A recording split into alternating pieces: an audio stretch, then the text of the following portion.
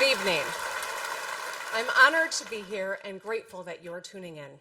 I'm Gretchen Whitmer, the 49th governor of the great state of Michigan.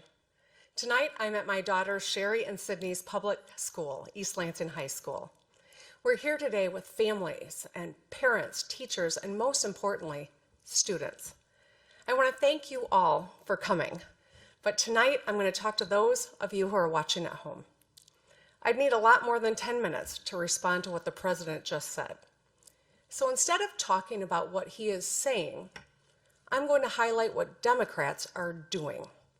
After all, you can listen to what someone says, but to know the truth, watch what they do. Michiganders are no different from Americans everywhere. We love our families and want a good life today and a better life tomorrow for our kids. We work hard, and we expect our government to work hard for us as well. We have grit and value loyalty, and we still root for the Detroit Lions. We and all Americans might be weary of today's politics, but we must stay engaged. Our country, our democracy, our future demand it. We're capable of great things when we work together. We cannot forget that despite the dishonesty and division of the last few years, and that we heard tonight from the President of the United States, together we have boundless potential.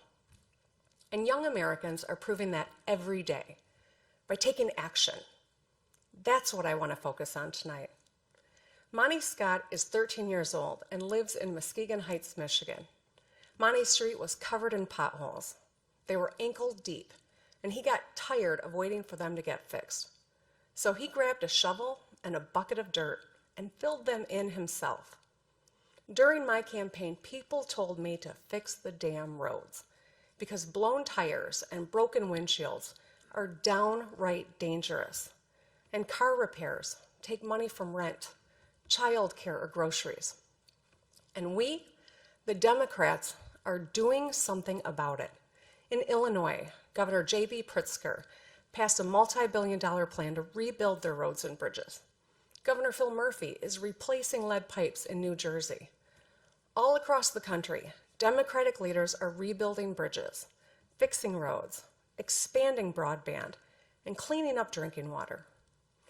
Everyone in this country benefits when we invest in infrastructure. Congressional Democrats have presented proposals to keep us moving forward, but President Trump and the Republicans in the Senate are blocking the path. When it comes to infrastructure, Monty has tried to do more with a shovel and a pile of dirt than the Republicans in D.C. have with the Oval Office and the U.S. Senate. Bullying people on Twitter doesn't fix bridges. It burns them. Our energy should be used to solve problems. And it's true for healthcare too. For me, for so many Americans, healthcare is personal, not political. When I was 30, I became a member of the sandwich generation.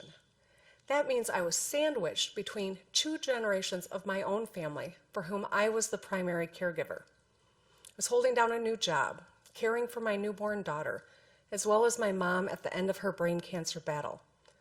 I was up all night with a baby, and during the day, I had to fight my mom's insurance company when they wrongly denied her coverage for chemotherapy. It was hard. It exposed the harsh realities of our workplaces, our healthcare system, and our childcare system. And it changed me. I lost patience for people who are just talk and no action. So as a state senator, I worked with a Republican governor and legislature to expand healthcare coverage to more than 680,000 Michiganders under the Affordable Care Act. Today, Democrats from Maine to Montana are expanding coverage and lowering costs. In Kansas, Governor Laura Kelly is working across the aisle to bring Medicaid coverage to tens of thousands. In New Mexico, Governor Michelle Lujan Grisham enshrined ACA protections into law. Every Democrat running for president has a plan to expand health care for all Americans.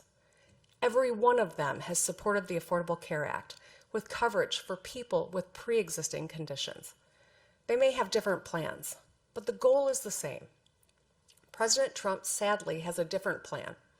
He's asking the courts to rip those life-saving protections away. It's pretty simple. Democrats are trying to make your health care better. Republicans in Washington are trying to take it away. Think about kids like 17-year-old Blake Carroll from Idaho, who organized a fundraiser to pay for his mom's colon cancer treatment. Or 19-year-old Ebony Myers from Utah, who sells art to help pay for her own rare genetic disorder treatment. No one should have to crowdsource their health care. Not in America. But the reality is, not everyone in America has a job with health care and benefits. In fact, many have jobs that don't even pay enough to cover their monthly expenses. It doesn't matter what the president says about the stock market. What matters is that millions of people struggle to get by or don't have enough money at the end of the month after paying for transportation, student loans, or prescription drugs.